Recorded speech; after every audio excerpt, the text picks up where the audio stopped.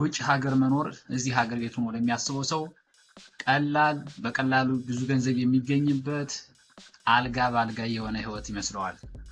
ነገር ግን ከራስ ከጊዜ ከሰዓት ከባህል ጋር ከፍተኛ የሆነ ትግል እና ተግዳሮት የሚጠይቅ ጉዳይ ነው። እንግዲህ ቤተሰቦቼ ዛሬን ቪዲዮ የምቀርጽላችሁ ከዚሁ ከሀገራችን ከኢትዮጵያ ሆኜ ነው። በዛሬው ቪዲዮ ውጭ ሀገር የሚኖሩ ኢትዮጵያውያን የሚያጋጥሟቸውን 5 ወሳኝ የሆኑ ተግዳሮቶችን እና ተግባራዊ መፍትሄዎቻችሁን አብረን የምንመካከረው ይሆናል። ቪዲዮውን ላይክ አድርጋችሁ ጀምሩት፣ ትወዱታላችሁ። የመጀመሪያው ካልቸራል ሾክ ኤንድ ኢንዲቪጁዋሊዝም ይባላል። ማንኛውም ኢትዮጵያዊ ከኢትዮጵያ ሲወጣ የሚያጋጥመው ትልቁ ፈተና የመጀመሪያው ይሄ ነው ማለት ነው። እንግዲህ ኢትዮጵያ ውስጥ እንደምታውቁት የራሳችን ካልቸር አለን፣ ውጭ ደግሞ የራሱ ካልቸር አለ። ኢትዮጵያ ውስጥ ሰው በጋራ ይበላል፣ በጋራ ይጠጣል። በደስታ ጊዜ ደስታን አብሮ የሚካፈል፣ በሀዘን ጊዜ ከሀዘን የሚያረጋጋ የሚያጽናና ወዳጅ ዘመድ አብሮ እንዲሁ መኖር አለ። ኢቭን ያልፎ በየቀኑ ቡና እየተባለ ሰው ከሰው አንድ ይገናኛል ማለት ነው። የሚያልፈው ብታውቁትም ባታውቁትም ሰላምታ እየሰጠ ይተላለፋል። እንዲህ አይነት ባህል አለ። ከዚህ ሀገር ነው እንግዲህ እኛ የምንሄደው። ጥምቀት ከተራው ሆኖ ስንል ይህ ባህላዊ ካልቸራችን በጣም ትልቅ ነገር ነው ማለት ነው።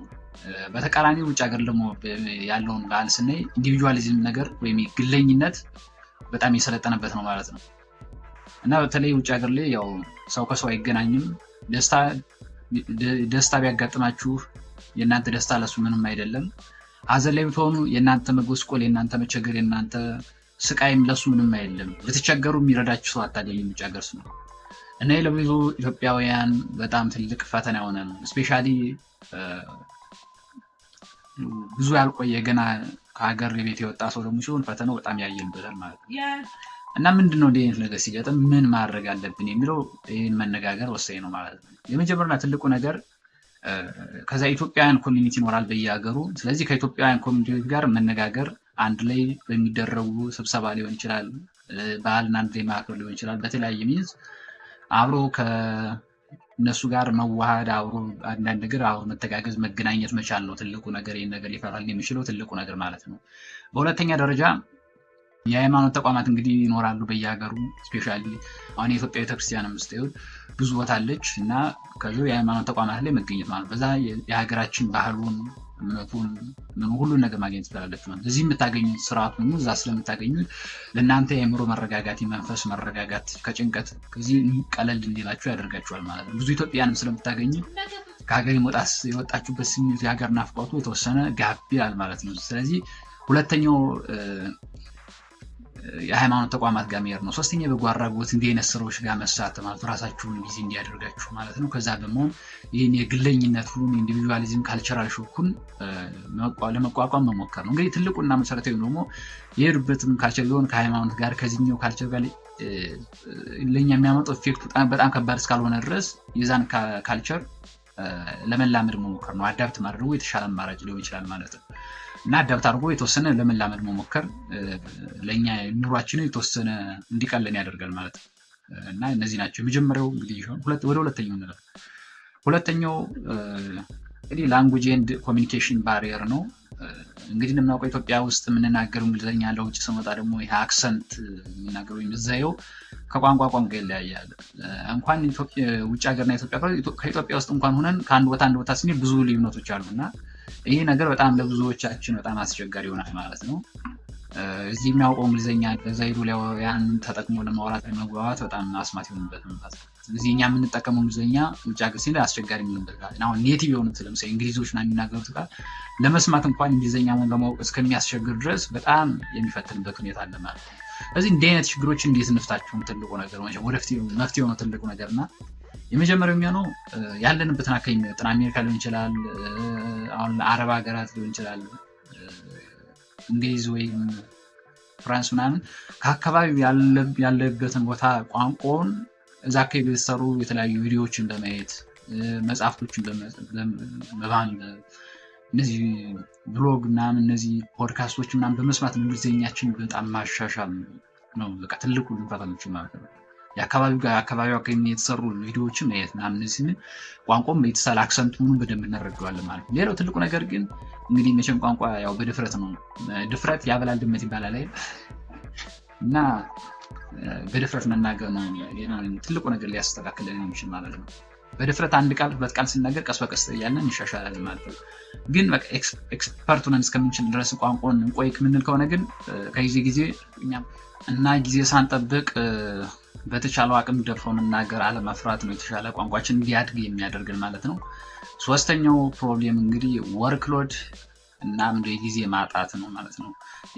ወርክሎድ ስንል ስትረስ ማለት ነው። የስራ ጫና ይኖራል ማለት ነው። እንግዲህ እንደምታውቁት ኢትዮጵያ ነው እንጂ በሰዓት ኢትዮጵያ እንግዲህ በወራዊ ነው የሚከፈል። እንግዲህ እንደምታውቁት ውጭ ሀገር ላይ በሰዓት ነው እንግዲህ ክፍያ እና ለብዙ ሰዓታት መስራት ይኖራል።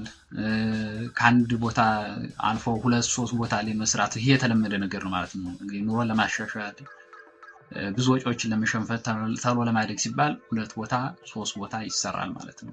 ያለ እረፍት ለረጅም ሰዓታት መስራት እንዲህ አይነት ነገሮች እንግዲህ ይስተዋላሉ ውጭ ሀገር ላይ። ይሄ በጣም እንግዲህ ትልቁ የውጭ ሀገር እንግዲህ ፈተናው ነው ማለት ነው። እናለ እና እንግዲህ እንዴት ነው እናሻሽለው የምንችለው የሚለውን በተወሰነ ደረጃ ማየት ያስፈልጋል። ማለት እያንዳንዱ ታይም እያንዳንዱ ጊዜ እዚህ እንግዲህ ትልቁ መፍትሄ ሊሆን የሚችለው በመጀመሪያ ደረጃ አንድ ማወቅ ያለብን ነገር አለ። እናንተ ስትኖሩ ነው ስራው ሊኖር የሚችል። በመጀመሪያ ደረጃ እናንተ ጤናችሁ ካለ ስራውን መስራት ትችላላችሁ። ጤናችሁን ካጣችሁ ግን አፍተር ሰም ታይም ያን ስራ መስራት የማትችሉበት ደረጃ ሊመጣ ይችላል ማለት ነው። አንድ የሚባል አባባል አለ። የሰው ልጅ ገንዘብ ለማግኘት ጤናውን መስዋዕት አድርጎ ይሰራል ብዙ ነገር። ከሆነ ጊዜ በኋላ ደግሞ ድጋሚ ጤናውን ለማግኘት መጀመሪያ የሰራውን ገንዘብ ድጋሚ ደግሞ ያጠፋዋል ማለት ነው። ግን ጤናውን አንዴ ካጣ በኋላ ደግሞ አያገኘውም። ስለዚህ ቅድሚያ ለጤና መስጠት ያስፈልጋል ማለት ነው። ጤና ሲኖር ነው ጥሩ ሰዎችን ወደፊት መስራት የሚቻለው እንጂ ጤናን ካጣን ያን የምንሰራው ነገር አይደለም። ስለዚህ ትልቁ ልናደርገው የሚገባን ነገር ለራሳችን እረፍት መስጠት ነው። ራሳችን በደንብ ማድመጥ ጊዜ መስጠት ያስፈልጋል ማለት ነው። ቢያንስ በሳምንት አንድ ቀን የእረፍት ሰዓት የእረፍት ቀን አድርጎ የምንፈልገውን ነገር ማድረግ፣ ቤተክርስቲያን መሄድ ሊሆን ይችላል፣ ቤተሰቦቻችን ጋር ደውለን መነጋገር ሊሆን ይችላል፣ ከልጆቻችን ጋር መዝናናት ሊሆን ይችላል እና አንድ ቀን እረፍት አንድ ቀን እንኳን ባችል የተወሰኑ ሰዓታትን እረፍት ሰጠን በደንብ ራሳችን ጆይ ልናደርግ ልናሳርፈው ያስፈልጋል ማለት ነው። አራተኛው እንግዲህ በጣም ወሳኝ መሰረታዊ ነው። በነጋችን ላይ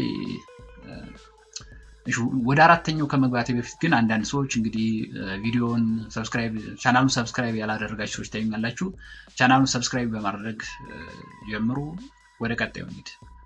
አራተኛ እንግዲህ ፋይናንሻል ኤክስፔክቴሽን ኤንድ ፋሚሊ ነው እንግዲህ ትልቁ ነገር ማለት ነው። እንግዲህ እዚህ ኢትዮጵያ ውስጥ የሚኖር ሰው እንግዲህ አሜሪካ ኦር ውጭ ሀገር በቃ አጠቃላይ ከተባለ በቀላሉ ገንዘብ የሚገኝ ገንዘብ እንዲሁ የሚታፈስ በቀላሉ ሀብታም የሚሆን ነው። እንደዚህ ቢል ምናምን ክፍያ አለ፣ የቢል ክፍያ አለ፣ የቤት ኪራይ አለ፣ ምግብ አለ ምናምን ብሎ ይሄን አያስብም፣ ቶለሬት አያደርግም እዚህ ያለ ሰው ማለት ነው ትልቁ ነገር። እና እውነት ነው ውጭ ሀገር ላይ በዶላር ይከፈላል፣ ግን በተመሳሳይ የሚያወጣው ወጪም ደግሞ እዛው ዶላር ነው። ስለዚህ ይሄን ነገር በደንብ ትልቁ ፕሮብሌም የሆነ ለብዙዎች ህይወትም ሲበላሽ አይቻሉ ማለት ነው።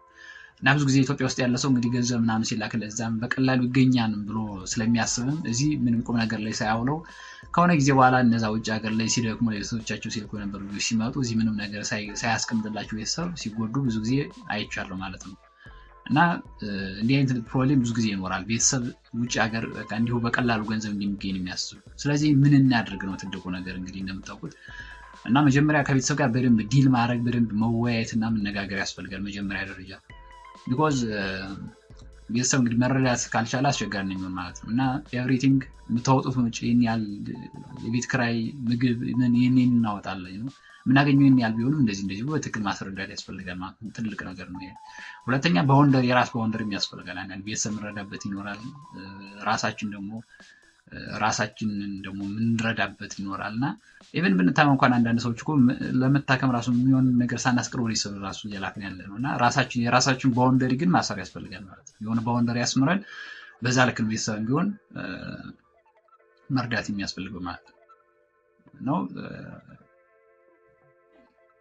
ሶስተኛ የቁጠባ እቅድ ያስፈልጋል።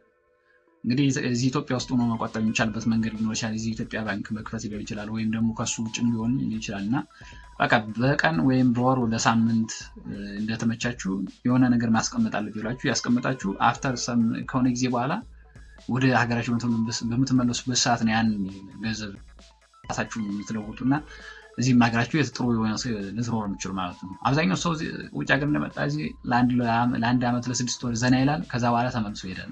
ምንም ነገር ሳይዝ ነው የመጣው። ገብቷችኋል? እና እንደ ነገር የቁጠባ እቅድ ያስፈልጋል ማለት ነው። ከምናገኘው ነገር የሆነ ነገር ለቤተሰብ ብንልክ፣ የሆነ ነገር ለራሳችን ብንጠቅም፣ የሆነ ቦታ ደግሞ የምታደርሰን ደግሞ የምናደርጋት ነገር ያስፈልጋል ማለት ነው።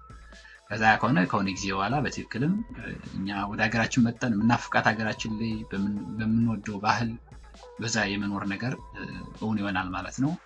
5ኛ አይዴንቲቲ ክራይሲስ ኤንድ ፓረንቲንግ ነው። ይህ ውጭ ሀገር ሄደ የሁሉም ሰው ችግር ተግዳሮት ነው። አንድ ሰው ውጭ ሀገር ሄዶ እንደሱ በስደት ከሄደች ጋር ወይም ደግሞ ኢቭን ከዛው ደግሞ የዛው ሀገር ዜጋ ጋርም ተጋብቶ ምን ብሎ ህይወት ኑሮ ሊመሰረት ይችላል። እንግዲህ በብዙ መንገድ አይታወቅም። እና የዛን ሰዓት ከዛ ሀገር ውጭ ሀገር ተወልደው የሚያድጉት ልጆች እያዩት እየሰሙት እየኖሩት የሚያድጉት የዛውን ሀገር ባህል ነው እና ለሀገራቸው ለኢትዮጵያ ባህሏ ካልቸሯ ሙሉ ለሙሉ ባዕድ ይሆናሉ ማለት ነው። እና ከዚህ አንጻር የብዙ ሰው ችግር ሆኗል ማለት ነው። እንዲሁም አንድ ሰው ምን ሲል ሰማሁት፣ ውጭ ሀገር ነው የሚኖር አሜሪካ ይመስለኛል እና ሚስቱ ደውላ ልጃችን ፍቅረኛ ይዞ መጣ፣ የሴት ፍቅረኛ ይዞ መጣ እና ምስሉ በጣም እልል እያለ ሲጨፍር ነበርና ምንድነው ምናምን ሲሉት አይ ወንዱን ይዞ ሲመጣም ራሱን የምን ማድረግ ይችላሉ አላገብታችኋል። የዛ ሀገር ካልቸሩ እንደዛ ስለሆነ እንደዛስ ቢያደርግ ምን ማድረግ ይችላል? መፍትሄ ነው ካለ ምንም ማድረግ አይቻልም። ወጣችኋል። ስለዚህ በጣም ውጭ ሀገር ያለው አስቸጋሪ ማለት እንኳን ውጭ ሀገር ተወልዶ አድጎ ይቅርና እዚህ ኢትዮጵያ ተወልዶ አድጎ በኢትዮጵያ ማንነት በኢትዮጵያ ባህል ብዙ ነገር አልፎ ከዛ ውጭ ከወጣ በኋላ ማንነቱን አጥቶ በሰው ባህል ተውጦ ኢትዮጵያዊነቱ ከስም በቀር ኢትዮጵያ ሙሉ ለሙሉ ረስቶ ሲኖር ደግሞ ማየት ላይ ያው ሁሉም ባይሆንም አልፎ ሊያጋጥማል ማለት ነው። ሰዎችም ይኖራሉ። እንግዲህ እንደምታውቁት አንደኛ ከሀገር ቢወጡም ልባቸው ከሀገራቸው ያለው፣ ሁለተኛ ደግሞ ከሀገር የወጡ በዛው ልክ ልባቸውንም አብረው ይዘው ኢትዮጵያን የማያስቡ ሰዎች ይኖራሉ ማለት ነው። እና አብዛኛዎች እንግዲህ ከኢትዮጵያ አብዛኛውን ኢትዮጵያዊ እንግዲህ ከኢትዮጵያ ቢወጣም እንግዲህ ሀገሩ ከልቡ እንደማትወጣ ይታወቃል። አልፎ አንዳንድ ሰዎች ጋር ሆኖ በስተቀር እና ይሄ አይዴንቲቲ ክራይሲስ የብዙ ሰዎች ችግር ሆኗል ማለት ነው፣ ተወልዶ ለሚያድጉ ማለት ነው። እና ይሄ መፍትሄው ምን ይሆናል እንደምንለው፣ ስለዚህ መፍትሄውን መነጋገሩ መመካከሩ የተሻለ ይሆናል ማለት ነው። የመጀመሪያ ደረጃ እንግዲህ የሚሆን ቋንቋን ከቤታውን በኢትዮጵያዊ ቋንቋ በአማርኛ በደንብ ልጆች ጋር ማውራት መነጋገር ያስፈልጋል ማለት ነው። እንግዲህ ይዘው የሚያድጉበት የራሱ የዛኛውን ሀገር ቋንቋ በትምህርት ቤትም በጓደኞቻቸው ጋርም በብዙ ይማሩታል፣ ያውቁታል ማለት ነው። ስለዚህ ከዛ ሀገር ያው በኢትዮጵያ ቋንቋ እንዲነጋገሩ ማድረግ፣ አብሮኝ ከልጆች ጋርም በኢትዮጵያ ቋንቋ በአማርኛ ማውራት፣ ከልጆች ጋር እንግዲህ በአማርኛ ማውራት፣ እንደዚህ የኢትዮጵያን ባህላዊ ምግቦች እንዲመገቡ ማድረግ፣ ልብሶችን የኢትዮጵያን ባህላዊ ልብሶች የባህል ምናምን እንዲሁ እንዲለብሱ ማድረግ፣ አንዳንድ ደግሞ በረፍት ሰዓታችን እንግዲህ ደግሞ ከልጆቻችን ጋር የኢትዮጵያን ቴሌቪዥን የተለያዩ ባህላዊ የሆኑ ጉዳዮችን እንዲያዩ ማድረግ፣ ባህላቸውን እንዳይረሱ ማድረግ የተሻለ የሚሆነው። የተለያዩ ሃይማኖት ተቋማት ጋር በመውሰድ ካልቸራቸውን ሃይማኖታቸውን በደንብ እንዲያውቁ ማድረግ የተሻለ ነው ማለት ነው። ኢቭን አንዴ ከተበላሸ በኋላ ልጁን አስተካከል በጣም አስቸጋሪ ነው የሚሆነው። ግን ገና በሕፃንነታቸው ጀምሮ ሃይማኖታቸው ምን እንደሆነ እንኳን እንዲያውቁ አድርጎ ማሳደግ ከተቻለ እውነትም ውጭ ሀገር ቢኖሩም ኢትዮጵያዊ ማንነታቸውን እንዲያዙ ጠብቆ ሊኖሩ ያስችላቸዋል ማለት ነው። ኢትዮጵያ ውስጥ እንግዲህ የጥምቀቱም የከተራም የምንም በዓል አለ። እዛ ውጭም ደግሞ እንዲሁ ኢትዮጵያ ቤተክርስቲያን ባለችበት ደግሞ የነገር መከበሩ አይቀርም። ስለዚህ ከቤተክርስቲያን አካባቢ ደግሞ ተጠግተው እንዲያድጉ በማድረግ ደግሞ ማድረግ የማይተካ ሚና ነው ማለት ነው። ለዛ አድርጎ ከሀገራቸው አይዴንቲቲያቸውን ማንነታቸውን እንዳይተው እንዳይረሱ ማድረግ ያስፈልጋል ማለት ነው። እንግዲህ ቤተሰብ ዛሬ ያዘጋጀውላችሁ እነዚህ 5 የኢትዮጵያውያን ወደ ውጭ ሀገር በሚወጡ ሰዓት የሚያጋጥሟቸው ፈተናዎችና ተግባራዊ መፍትሄዎቻቸውን አብረን ተነጋግረናል ማለት ነው። እንግዲህ የትኛው እንደተመቻችሁ የትኛው እናንተ ችግር እንደሆነ ኮሜንት ላይ ጻፉልኝ፣ በደንብ አነባዋለሁ። ቪዲዮ ከተመቻችሁ ላይክ፣ ሰብስክራይብ፣ ሼር በማድረግ ቤተሰብ ሁኑ። የመለቃቸው አዳዲስ ቪዲዮዎች እንዲደርሷችሁ ደግሞ የደወል ምልክቷን በመጫን ቤተሰብ ሁኑ። በሌላ ቪዲዮ እስከምንገናኝ መልካም ቀን።